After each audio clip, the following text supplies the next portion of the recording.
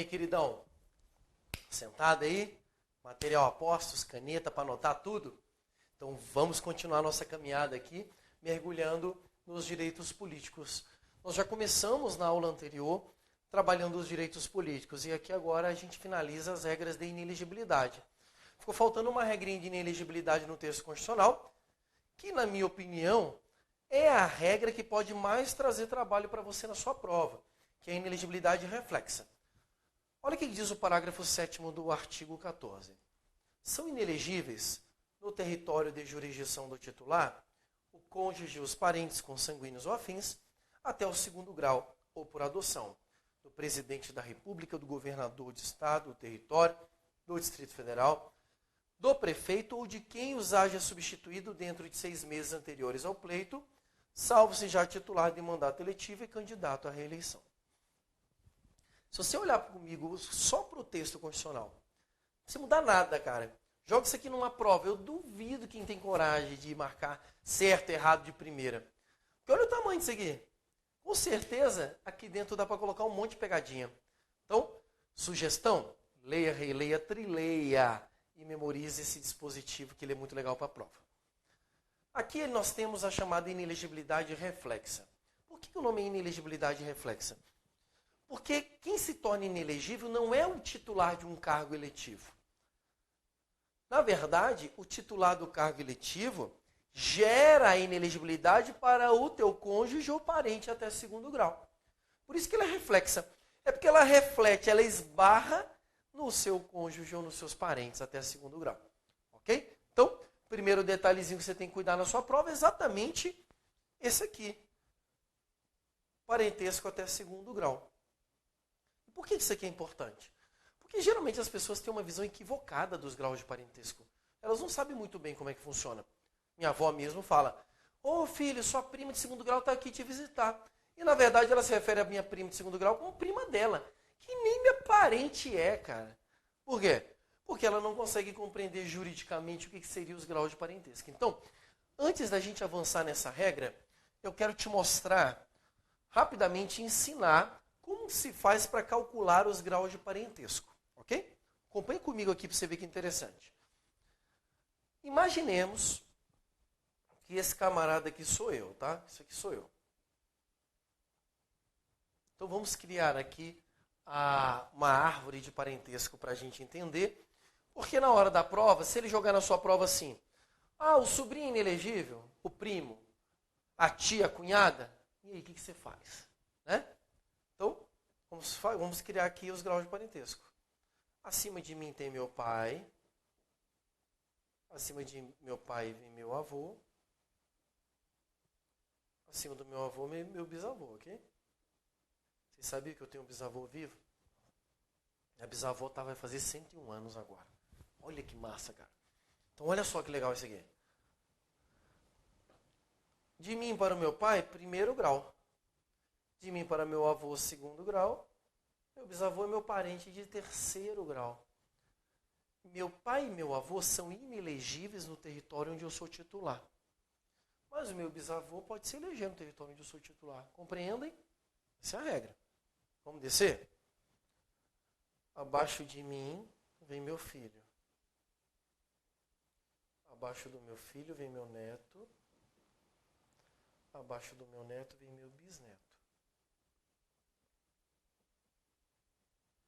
Queridos, de mim para meu filho, 1º grau de parentesco. De mim para meu neto, 2º grau. Meu bisneto é meu parente de 3º grau. Ok? Meu filho e meu neto são inelegíveis no território onde eu sou titular. Mas meu bisneto pode. Estão começando a compreender? Porque a Constituição fala que são inelegíveis no território do titular até 2º grau. Ok? Essa primeira linha que nós montamos aqui é o parentesco consanguíneo em linha reta. Consanguíneo porque a relação é de sangue, um sobre o outro, e linha reta porque é uma linha reta isso aqui. Tá? Vamos agora para a linha colateral. A linha colateral de parentesco é aquela que sai do lado. Então, de mim para meu pai, é reta, o colateral vem aqui. Abaixo do meu pai vem meu irmão. Abaixo do meu irmão vem meu sobrinho.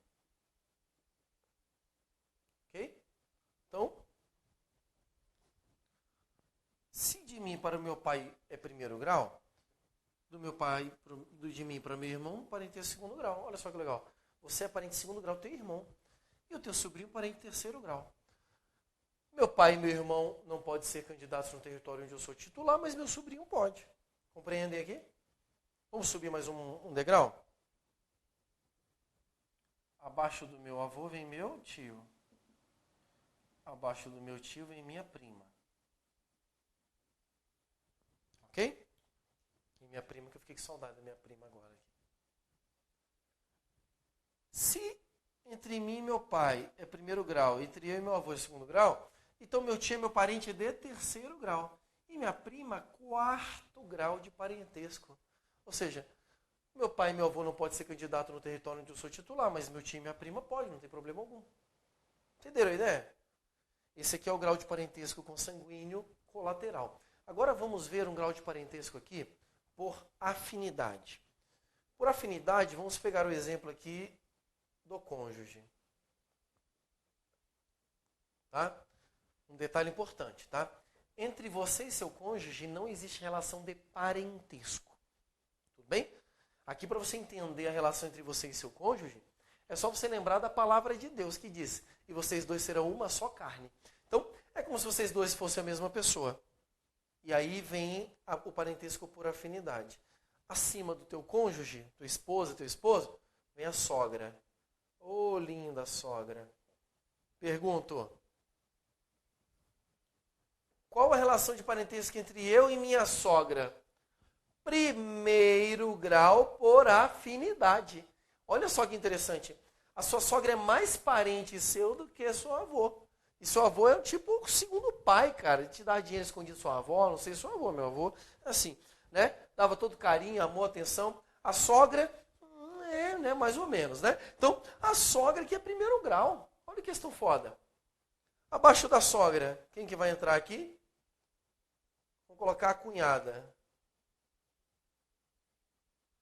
Se a sogra é primeiro grau por afinidade, a cunhada vai ser segundo grau por afinidade. Então, sogra e cunhada são inelegíveis no território onde eu sou titular. Ok? Outro tipo de parentesco que você pode encontrar aqui é o parentesco por adoção. Então, por exemplo, se você adota um filho, primeiro grau por adoção, ou se você pegar, por exemplo, e descer a linha da sua esposa aqui. Sua esposa tinha filho. Então, seu enteado, que vem aqui embaixo, primeiro grau. Então, você pode montar essa estrutura parecida com essa, que você vai ter uma noção grande de todas as pessoas dentro dessa árvore, as que podem ter inelegibilidade, reflexo ou não. Todo mundo compreendeu como é que funciona isso aqui? Eu ensinei isso aqui porque na hora da sua prova, se você tiver dúvida na hora que vier a pergunta, você vai lá e desenha, cara, na prova isso aqui, ó, não tem erro. Desenha a lógica, pronto, mata a questão facinho, tá? Agora, nós vamos voltar para a regra, por quê? Uma vez compreendida essa estrutura aqui, eu quero voltar para a regra para a gente tentar entender como que essa regra funciona. Por quê? Porque essa regra, ela fala que é inelegível no território de jurisdição do titular. Então, vamos imaginar o seguinte. Eu sou prefeito de Cascavel, ok? Esse é meu território, onde eu sou titular do mandato eletivo. Tudo bem? E todos os exemplos que eu vou usar, eu vou utilizar meu cônjuge, minha esposa. Então, eu vou fazer as perguntas e vou utilizando a minha esposa como exemplo aqui. Você já sabe que a esposa é inelegível, porque a Constituição já afirmou isso aqui, ó. Cônjuge ou parentes consanguíneos ou afins até segundo grau.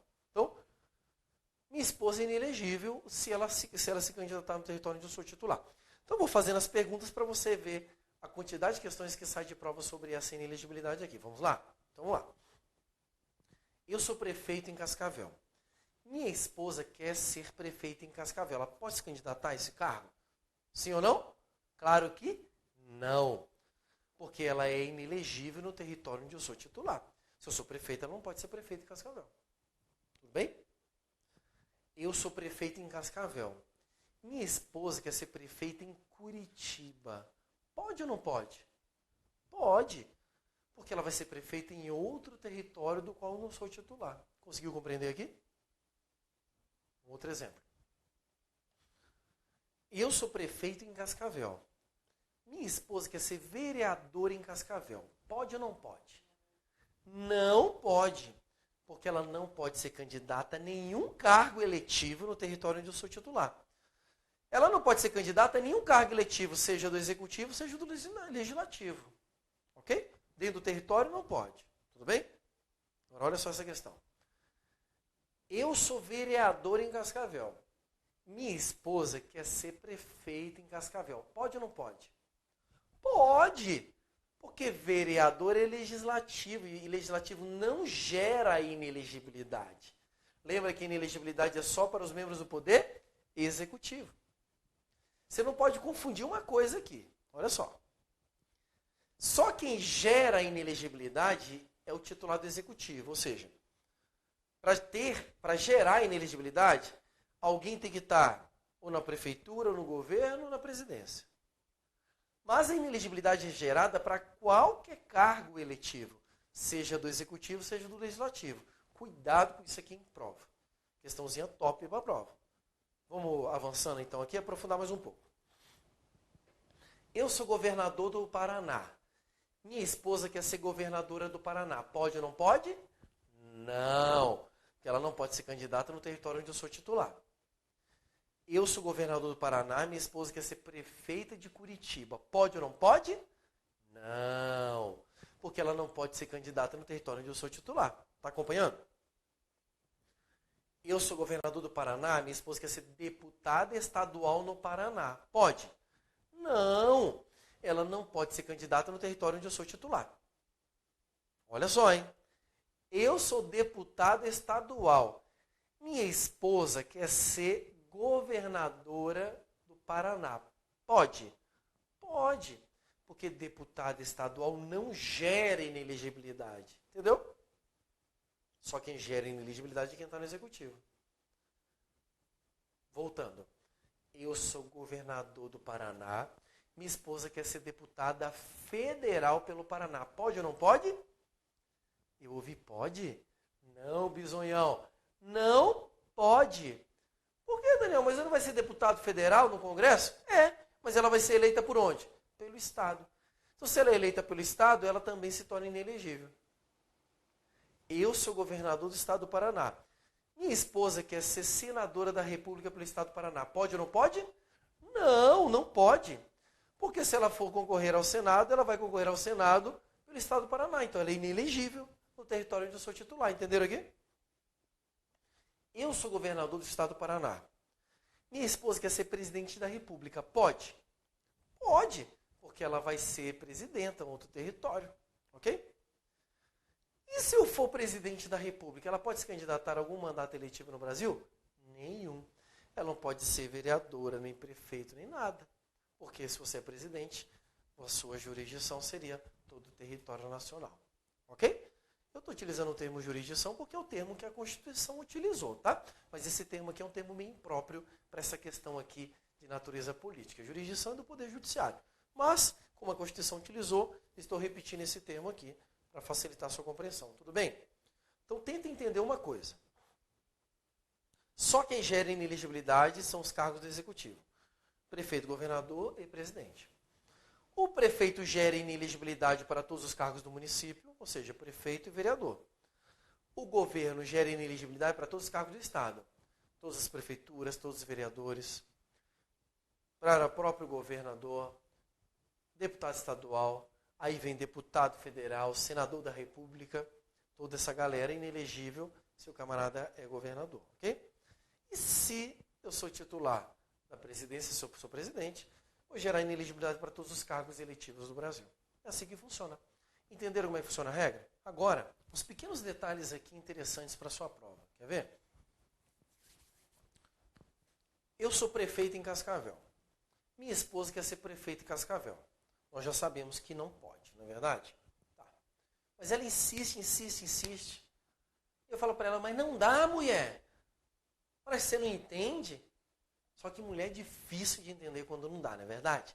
E aí ela olha e fala assim, eu quero de qualquer forma. Eu falei, mas não tem como, a Constituição não deixa. Então eu quero meu divórcio.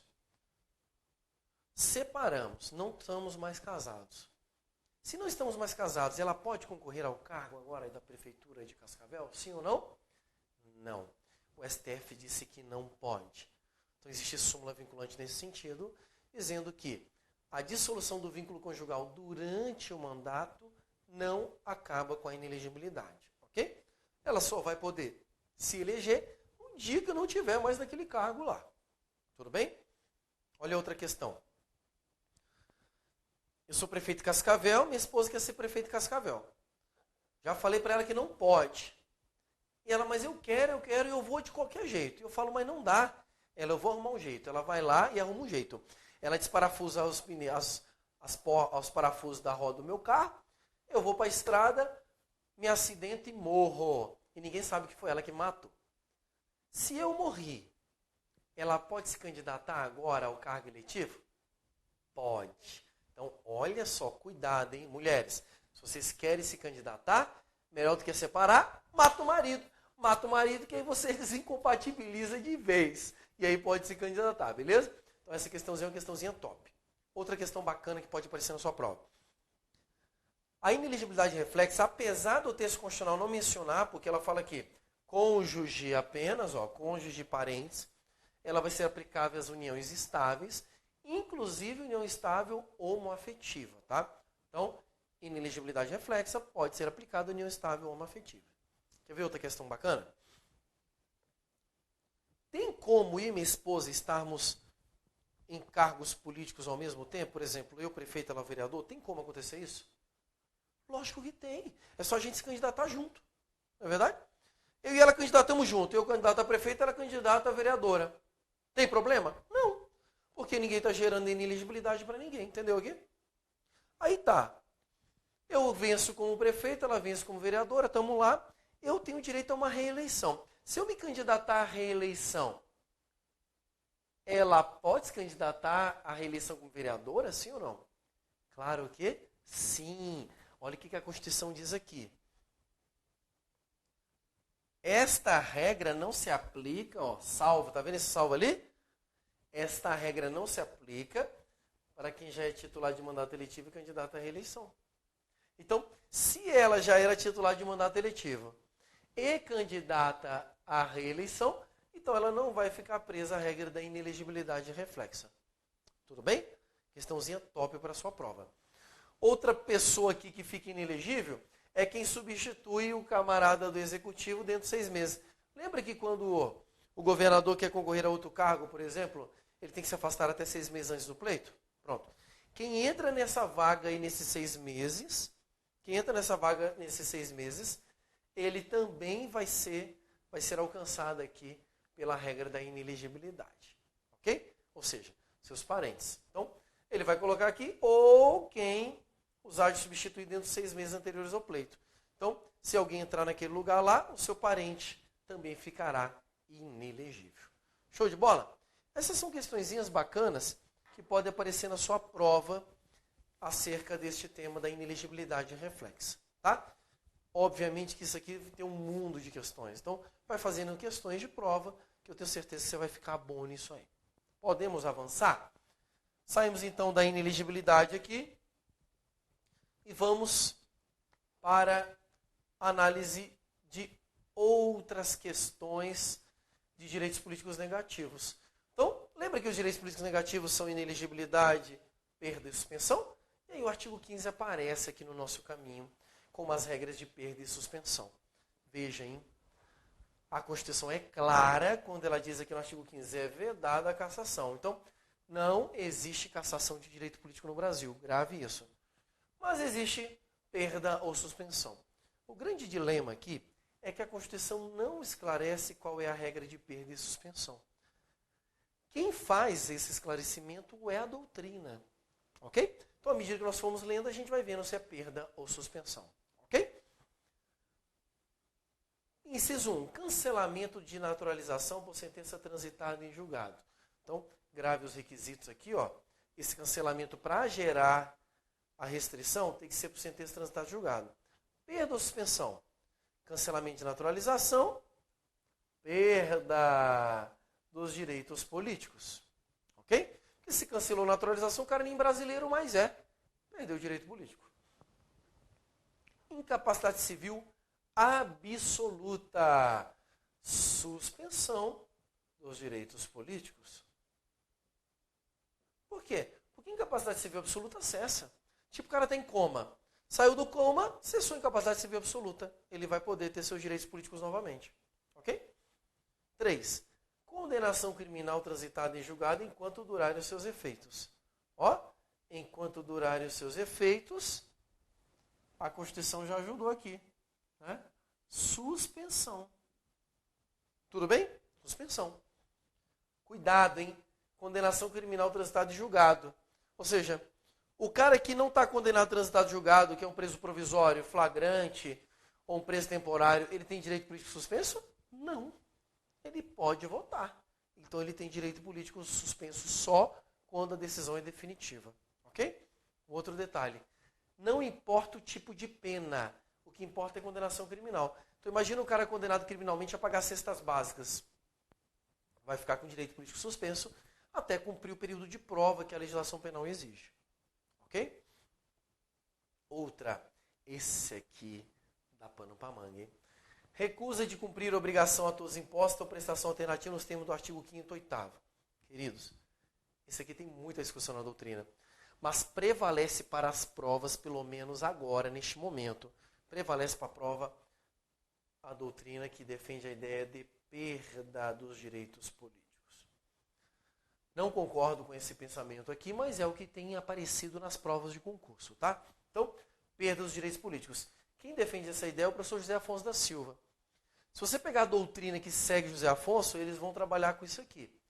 Mas a lei que fala do serviço militar obrigatório, que é uma das obrigações impostas a todos, diz que é suspensão. Lá no Código de Processo Penal, quando fala tribunal do júri, diz que é suspensão. Os doutrinadores eleitorais dizem que é suspensão. Mas a doutrina constitucional mais conservadora diz que é perda dos direitos políticos. Logo, as bancas têm adotado esse posicionamento e você deve adotar esse posicionamento também para a sua prova. Perda dos direitos políticos. Neste caso, nós vamos ter dois casos de perda. O cancelamento de naturalização e a recusa de cumprir a obrigação imposta a todos. E o 5, improbidade administrativa nos termos do artigo 37, parágrafo 4º, suspensão dos direitos políticos. Ok? Essa questãozinha aqui. Geralmente, para eles não entrarem nessas polêmicas aqui da doutrina, o que a questão da prova faz? Ocorre perda ou suspensão. E aí qualquer um vai estar nessa leva, porque é como o título do artigo trouxe. Ok? Mas, se ele trouxer especificado, de vez em quando aparece, vá nessa linha aqui que você vai se dar bem. Show de bola? E aí nós temos algumas questões periféricas aqui dos direitos políticos, que também podem aparecer na sua prova, que são outras questões relevantes também. Uma delas é a questão sobre os militares.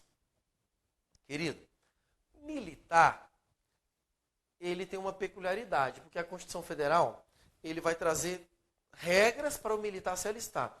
Lembre-se que se o militar for conscrito, ou seja, está no período de serviço militar obrigatório, ele não pode se alistar. Mas o militar que é alistável, que está no parágrafo 8º aqui, ele pode se alistar e concorrer. O militar alistável é elegível, atendidas as seguintes condições. Então, primeira condição, se contar menos de 10 anos de serviço, deverá afastar-se da atividade. Se contar mais de 10 anos de serviço, então cuidado com isso aqui, será agregado pela autoridade superior e se eleito passará automaticamente para no ato da diplomação para a inatividade. Então, duas observações aqui. Primeiro, por que a Constituição colocou 10 anos como parâmetro aqui para o cara se afastar ou não do cargo? Porque 10 anos é a estabilidade do militar. Então, chegou nos 10 anos, o militar ele é estável. Se ele é estável, ele tem uma vantagem. Por isso que a Constituição, no inciso 2, diz se contar mais de 10 anos de serviço, será agregado pela autoridade superior. Ou seja, ele tem mais de 10 anos de serviço, ele concorre sem precisar se afastar do cargo. Se ele tem menos de 10 anos, tem que se afastar da atividade. Ou seja, perdeu, acabou, você não tem mais o cargo. Quando você se afasta, não tem mais o cargo. Mas para o camarada que já estava, que já tem mais de 10 anos e é militar, ele vai lá, concorre. Perdeu, volta para o cargo. Ganhou a eleição, aí ele vai para a inatividade, que é a aposentadoria do militar. Show de bola? Questãozinha aqui que sempre cai em prova. Eles gostam de mudar essa idade, né, esse prazo aqui de 10 anos, para outros valores, ou eles gostam de trocar essas regras de lugar. Cuidado com ela aí. Uma outra regrinha interessante é a da impugnação de mandato. Parágrafo 10 diz: o mandato eletivo poderá ser impugnado ante a Justiça Eleitoral no prazo de 15 dias. Grave este prazo, que isso aqui sempre é mexido em prova. Contados da outra aqui, cara, isso aqui cai muito. Diplomação. Então, geralmente em prova, eles dizem que esse prazo de 15 dias é contado da posse. Está errado. A posse é um momento, diplomação é outro. Instruída a ação com provas de abuso do poder econômico, corrupção ou fraude. Então, grave que o prazo é contado da diplomação e é de 15 dias. A ação de impugnação de mandato tramitará em segredo de justiça, ou seja, a Constituição está determinando que isso ocorra, respondendo ao autor na forma da lei, se temerário ou manifesta má-fé. Ou seja, se alguém entra com essa ação aqui só para sacanear o peão, aí ele pode ser responsabilizado aqui com indenização, danos morais e até alguma coisa na área criminal. Ok? Impugnação de mandato. E um último detalhe periférico aqui também, uma outra questãozinha bacana. Princípio da anterioridade eleitoral, artigo 16. A lei que alterar o processo eleitoral entrará em vigor na data da sua publicação, não se aplicando a eleição que ocorra até 1 ano da data da sua vigência. Então, cuidado com isso aqui em prova, cara. É um princípio de segurança jurídica, no sentido de que o candidato não seja pego de surpresa com regras sendo alteradas no processo eleitoral. O que a Constituição falou? Ela falou assim, ó, alterou o processo eleitoral, a lei entra em vigor na data da publicação. Publicou, entrou em vigor. Só que ela não pode ser aplicada para eleições que ocorram até 1 ano. Ou seja, entra em vigor, passa 1 ano, só depois desse 1 ano é que essa lei pode ser aplicada para as eleições que ocorrerem a partir dali. Tivemos o caso célebre aí da lei de ficha limpa, que ela foi publicada e entrou em vigor em julho daquele ano, do ano lá, eu não lembro qual que foi o ano, ela entrou em julho. Em outubro tivemos eleição. E aí um monte de parlamentar, gente que é um candidato lá, que ficaram com ficha suja, não puderam concorrer. O STF, no ano seguinte, julga inconstitucional a aplicação dessa lei naquela eleição por conta desse princípio. Esse princípio diz que ela só pode ser aplicada nas eleições que ocorram após o ano da sua entrada em vigência. Show de bola? Aqui, a gente finaliza os direitos políticos nas regras que estavam do artigo 14 até o 16. E entramos agora numa análise dos partidos políticos, que não deixam de ser um desdobramento do direito político. Tanto é que já caiu em prova exatamente isso. O partido político é um direito político, certíssimo. Por quê? Porque você só tem direito a partido político se você tem direito político. Os partidos políticos estão regulamentados no artigo 17 da Constituição Federal. E esses artigos vão trazer algumas regrinhas que eu quero comentar com você. Tu vai fazer a leitura do artigo 17, tranquilo. E eu tenho certeza que você vai arrebentar na sua prova. Olha só o que diz. Primeiro ponto relevante aqui do partido político é saber qual que é a natureza jurídica dele.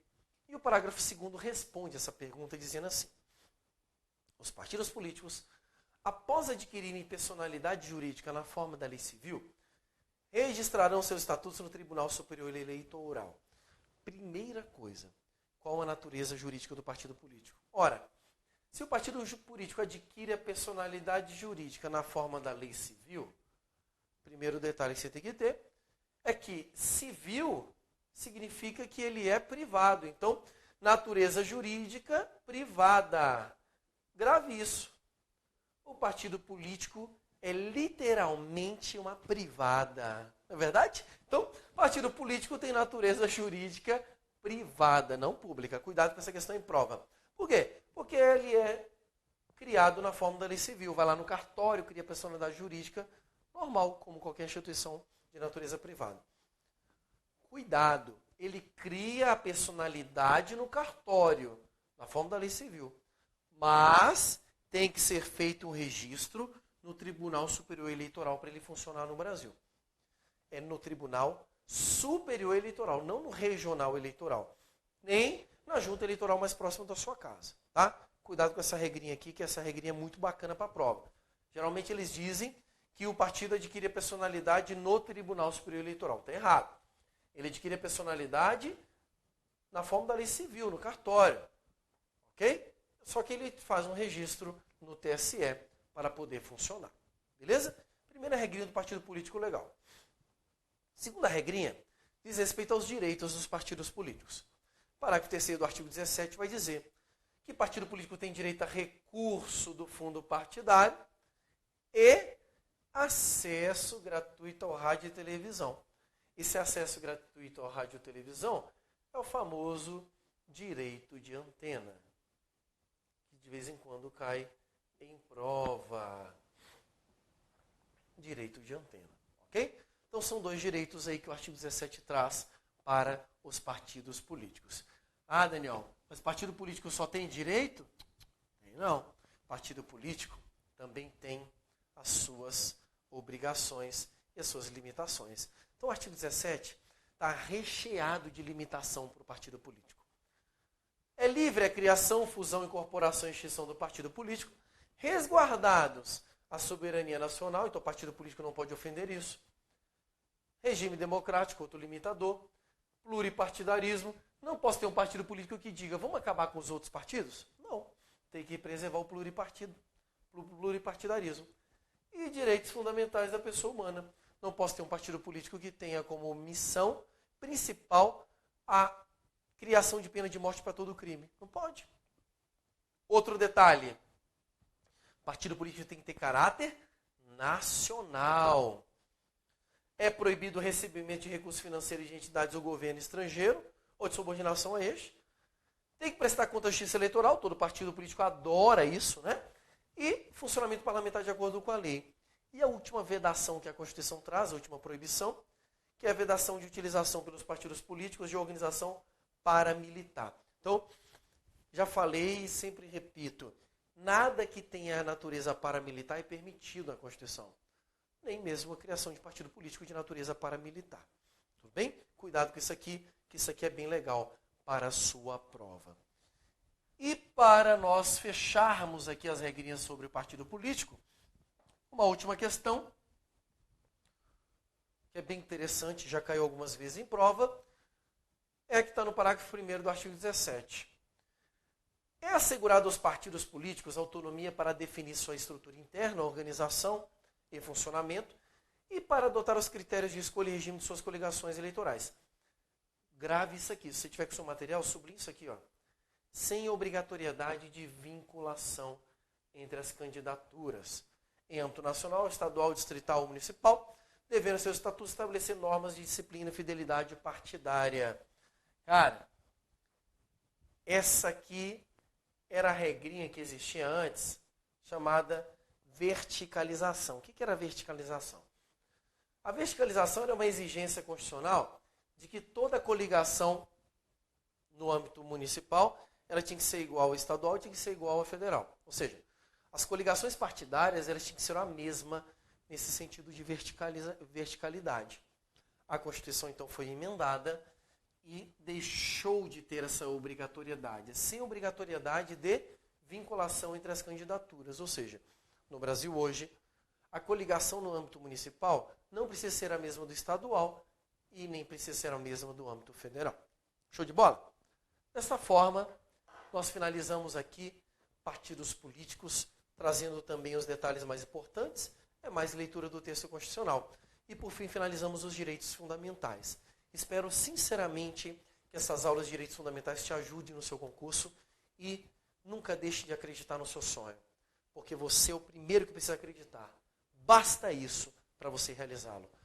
Um beijo no seu coração e até a próxima aula.